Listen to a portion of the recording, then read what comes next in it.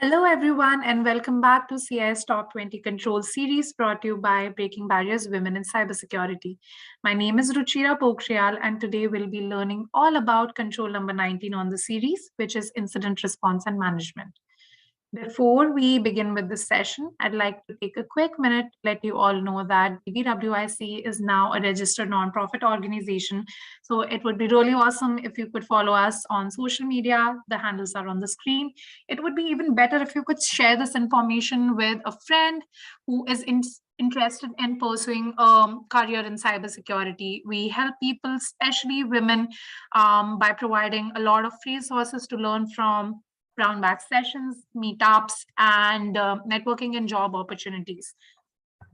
Okay, so it's time for some introductions. As I said before, my name is Ruchira. My preferred pronouns are she and they. My educational qualifications include a bachelor's and a master's degree in computer science and another master's degree in cybersecurity. I have worked as a web application pen tester in the past and currently working as a cloud security specialist at AWS.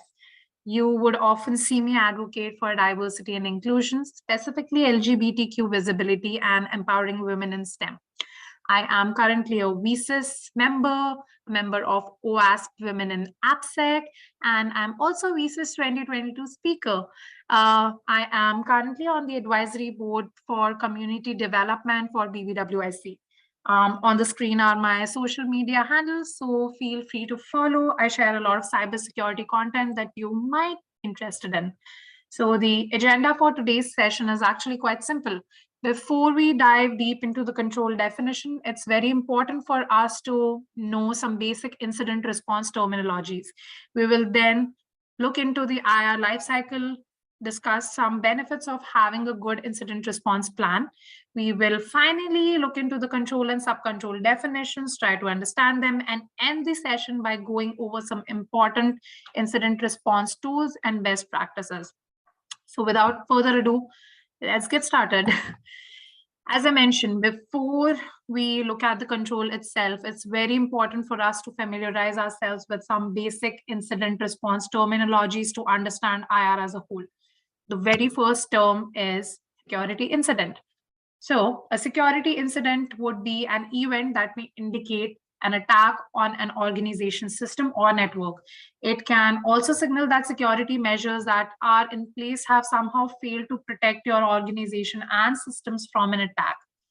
It's important to note that most security incident would involve unauthorized system access that may disrupt a target's normal operations, which means that a security incident would potentially jeopardize the confidentiality, integrity, or availability of your information system, or the information the system processes, stores, or transmits, or that constitutes a violation or imminent threat of violation of all of your organization's security and business policies, security procedures, or acceptable use policies.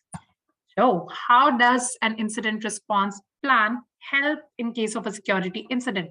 And what exactly is an IRP? So, an incident response plan or an IRP is a set of documented procedures that would detail the steps that should be taken in each phase of incident response. So, it should include guidelines for roles and responsibilities, your communication plans, standardized response protocols. And now you may ask, why do we even need an IR plan? So let me tell you, it's any organization's worst nightmare to be a victim of a security incident. And because cyber attacks can cause immediate and severe damage, knowing how to respond to them is very crucial. In this case, an incident response plan helps by providing a set of instructions to your organizations, which would help your staff identify, respond to, and recover from a cybersecurity incident.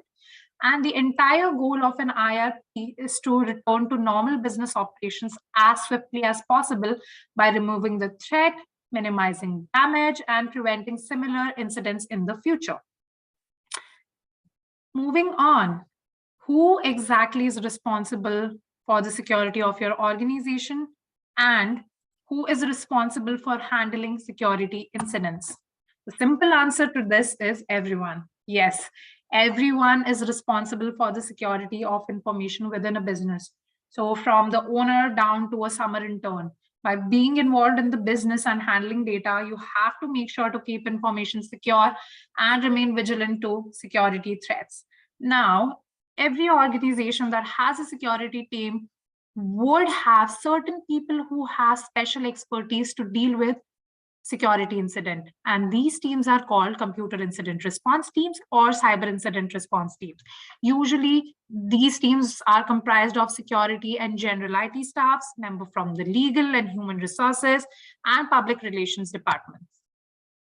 So now it's time to look at some incident response stages or incident response life cycle.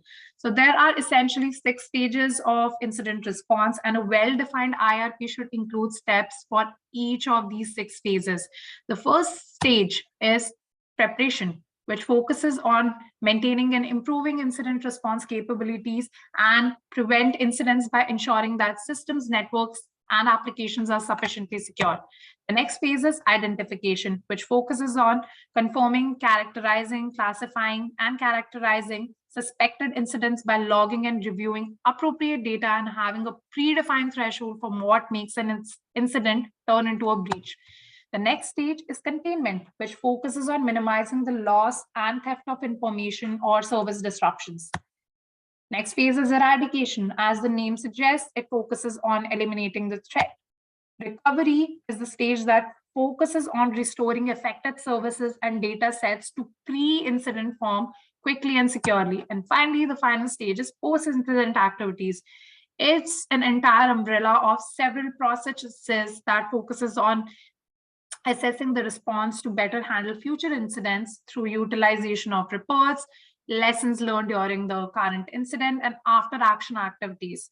So in GIST, the entire focus is to mitigate exploited weaknesses to prevent similar incidents from occurring in the future.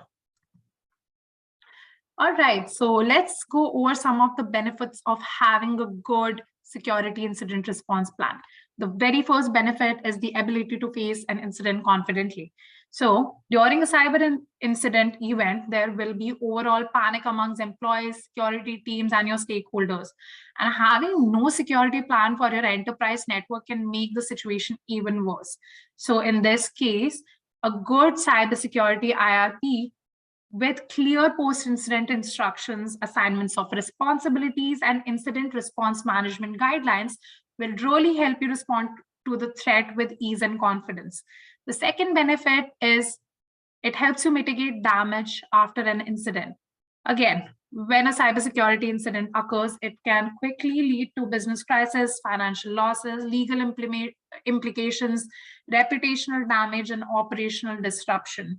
A good IRP will help you quickly understand the nature of an attack, where and how it occurred, and what is the risk. So the security team or other teams involved can take concrete and appropriate mitigation and remediation steps, thereby reducing the impact of the incident on your business. Okay, so an IRP also really helps you improve the cybersecurity posture of your organization. With a good incident response plan in place, your organization can lay out a proper plan and best practices for your network and system security. An IRP will help you identify the weaknesses and vulnerabilities in your network and systems and the existing security strategies. It will help you develop remedies so to improve the overall cybersecurity posture of your organization. Finally, and the most important benefit of having a good IRP is that it helps you maintain customer trust. So a cybersecurity incident can cause severe damage to your business relations with your partners, customers, and investors. If the organization fails to communicate promptly with people involved in their business after an incident has occurred, it's likely that the organization will lose customers, trust, and brand reputation. So a robust cybersecurity incident response plan will help you communicate promptly and effectively with your customers and stakeholders during and after a security incident. Now that we have our basics clear, it's time to dive deep into control number 19, incident response and management. The control states, protect the organization's information, as well as its reputation by developing and implementing an incident response infrastructure, example plans, defined roles, trainings, communications, management oversight, for quickly discovering an attack and then effectively containing the damage, eradicating the attacker's presence, and restoring the integrity of the network and systems. So why is this control even important? Let me tell you. When an incident occurs, it's too late to develop the right procedures, reporting, data collection, management responsibility, legal protocols, and communication strategy that will allow the enterprise to successfully understand, manage, and recover. Without an incident response plan, an organization may not discover an attack in the first place. Or if the attack is detected, the organization may not follow good procedures to contain damage, eradicate the attacker's presence, and recover in a secure fashion.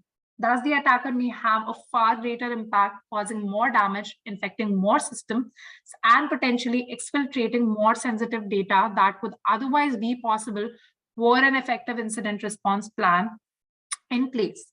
So basically, control number 19 focuses on ensuring that a properly written and thorough IRP is in place, which defines the roles of personnel, the phases of incident management, and involves third-party stakeholders such as law enforcement, relevant government agencies, vendors, and legal resources that would take part in reporting and recovering from a security incident. The goal of control number 19 is to prepare the organization to better handle the security incidents, recover quickly from them while eradicating the attacker's presence and restoring all the operations to normal working state securely. Now, it's time to understand some of the, rather all of the sub-controls under control number 19. 19.1, document incident response procedures. This means ensuring that there are written incident response plans that defines roles of personnel as well as phases of incident handling and management. So following guidance from someone like Nest on defining what these roles and responsibilities are will be really helpful. 19.2, assign job titles and duties for incident response. This means that after defining the procedures, you need to assign job titles and duties to specific individuals for handling the incidents and ensure proper tracking and documentation throughout the incident. 19.3, designate management personnel to support incident handling.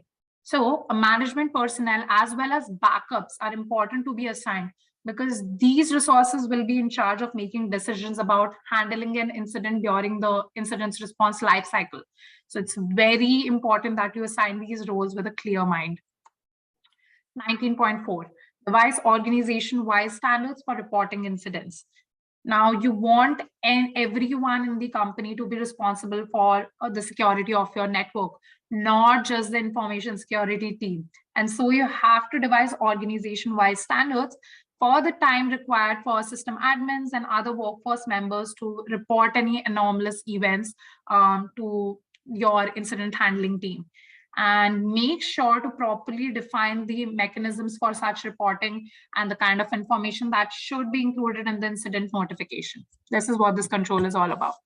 19.5, maintain contract information for reporting security incidents. This means that one must assemble and maintain information on third-party contract information, which would be used to report a security incident, such as law enforcement, relevant government departments, vendors, ISAC partners. It is also important to establish these relationships before they are even warranted. So joining your industry's ISAC and applying to be part of your local FBI InfraGard, such things will help you build these relationships. And they're also a great way to leverage the collective knowledge of the industry and in furthering your security posture. 19.6, publish information regarding reporting computer anomalies and incidents. This means that one should publish information for all workforce members regarding reporting computer anomalies and incident to the incident handling team. And such information should be included in routine employee awareness activities as well. So this control is similar to control number 19.4, and it's critical to make sure that everyone in the company can be part of the security team whenever necessary. 19.7, conduct periodic incident scenario sessions for personnel. It's super important that you plan and conduct routine incident response tabletop exercises and scenarios for the workforce involved in the incident response. And this is to maintain awareness and comfort in responding to real world threats. So these exercises or scenarios should essentially test your communication channels, decision-making skills, and incident responders' technical capabilities using the tools and data which is available to them. This way, your team will be better prepared in case of an actual security incident. Finally, 19.8, create incident scoring and prioritization schema. So it's important to know that there will be certain events that hit the business's critical systems a little more than certain other incidents. For example, your entire organization is going down and there also consecutively a ransomware outbreak on the receptionist computer.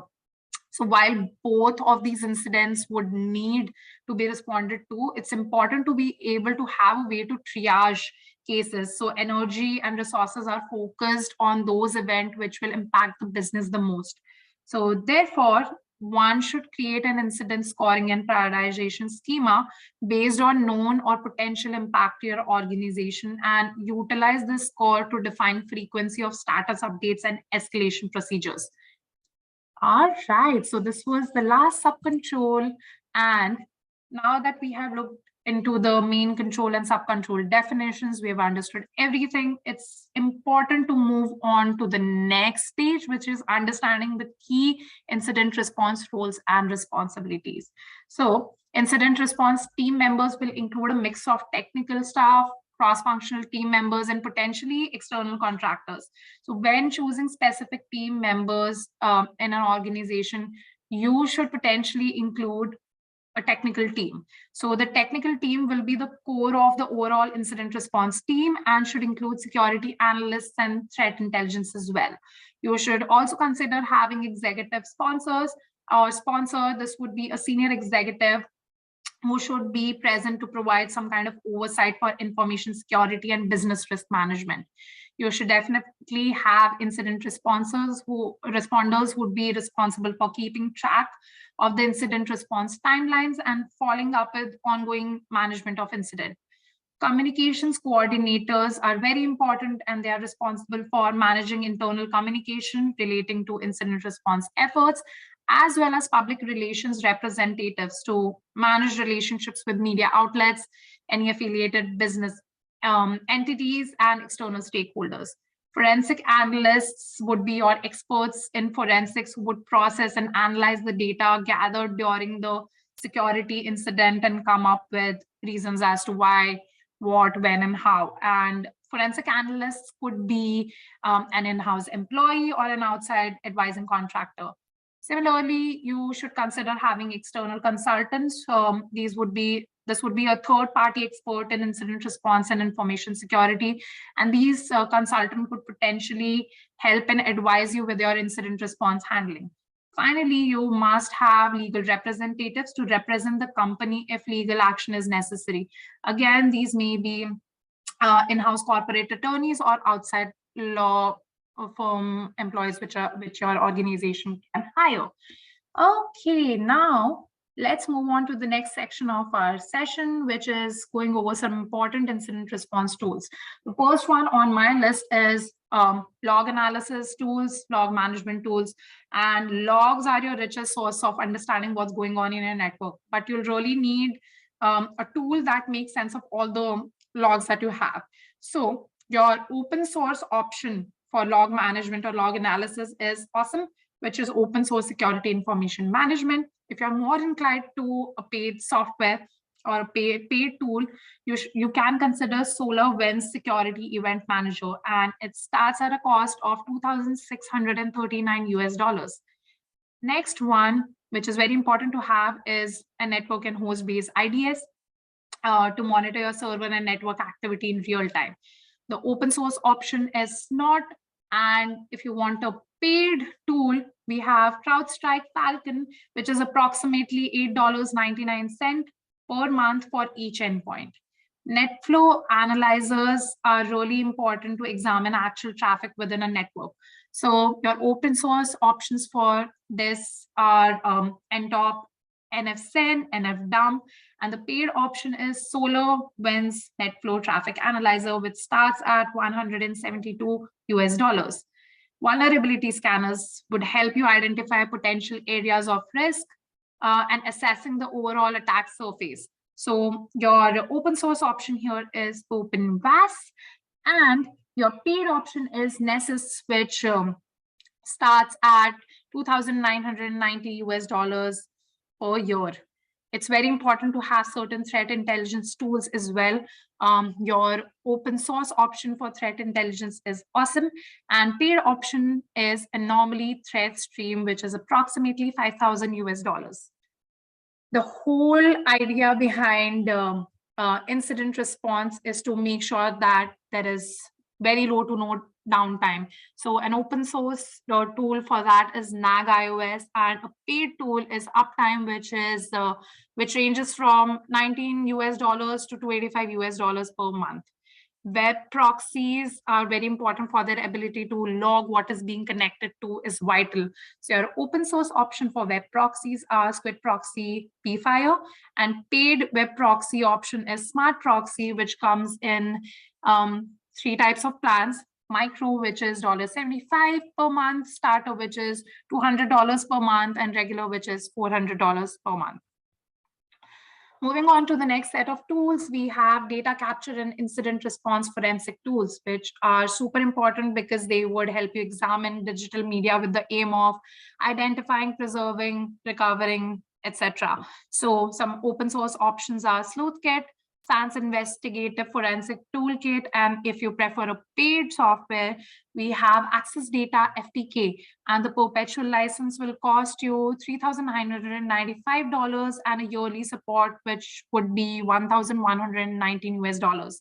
However, a 1-year subscription license would cost you $2,227 US and yearly support included at no additional cost.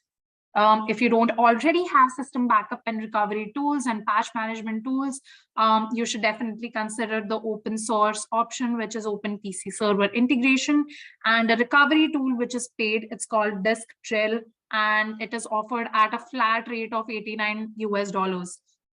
Finally, cannot stress enough on this. It's very important to have your employees and organization members to go through security awareness trainings. And the open source trainings and tools that you can use is through SANS.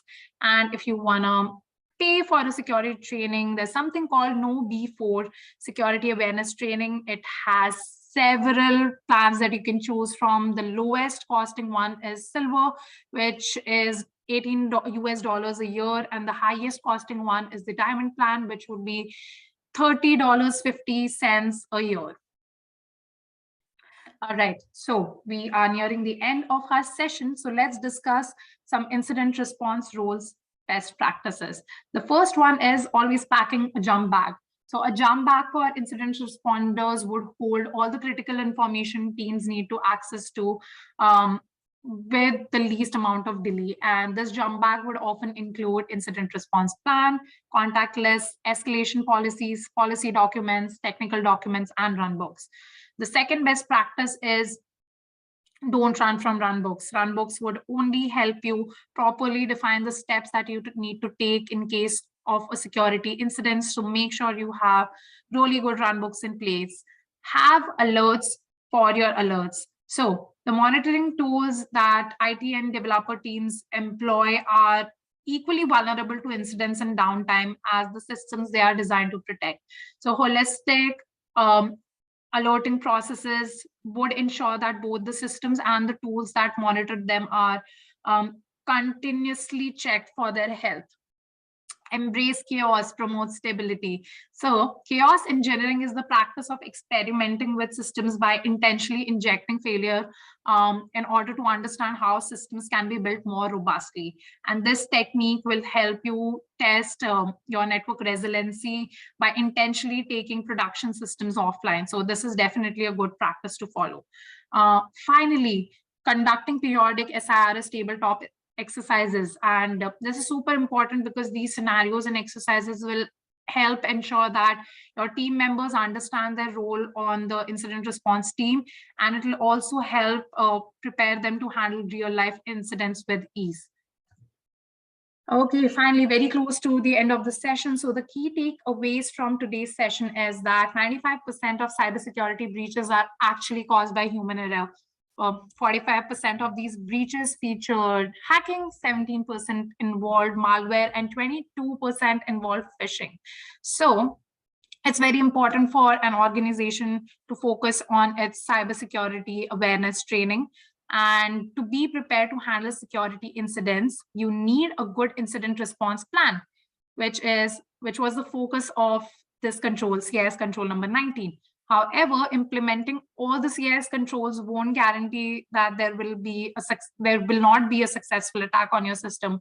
Sooner or later, someone would be able to penetrate defenses and access confidential information from your system or deposit malware. So it's very important that you follow and implement all the CIS controls to minimize the attack surface, and take security training for your employees seriously to keep the human errors to the lowest possible value. And these are all the references or resources that you could look at. I use these to prepare this session. And finally, we are done with today's session. I hope you all had a great time understanding control number 19. I had a great time, and thank you so much for spending so much time with me today. If you have any questions related to incident response or any other security topic, please feel free to reach out to me. And have a great rest of your day. Bye-bye and see you soon.